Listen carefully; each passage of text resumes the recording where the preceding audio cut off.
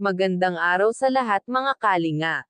Mga kalingap, may panibago po tayo update sa bahay ni Dara. Pero bago po iyan, kung bago lang po kayo dito sa channel ko po palike ang subscribe my channel. Pakisuportahan na rin po natin ang ama ng Kalingap na si Val Santos Matubang at Kalingap Rob Matubang pati na rin ang mga viewers at reactioners. Maraming salamat po. Mga Kalingap, malapit na po matapos ang bahay ito ni Dara.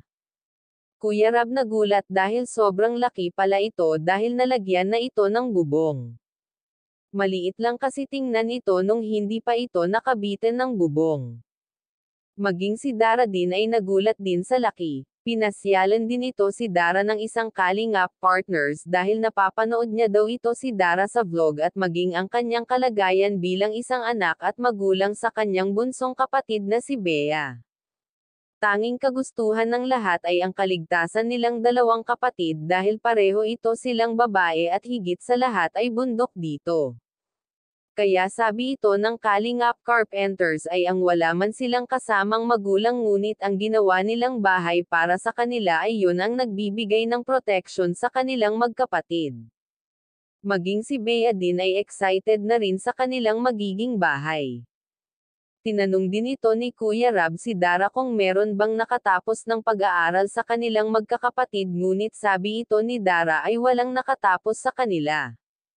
Kaya pinayuhan ito ni Kuya Rab si Dara na magtapos ito ng pag-aaral habang andyan ang Team Kalingap na handang tumulong sa kanya hanggang makatapos ito para kapag siya naman ang nakatapos ay matutulungan na rin niya ang kanyang mga pamilya lalong-lalo na ito si Bea.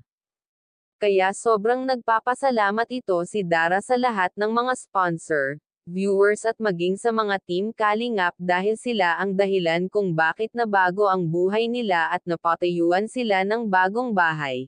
Kaya sana patuloy po natin suportahan ang Team Kalingap para marami pa sila itong matutulungan na mahihirap na nangangailangan ng tulong. Kaya hanggang dito na lang po at maraming salamat po. God bless us all.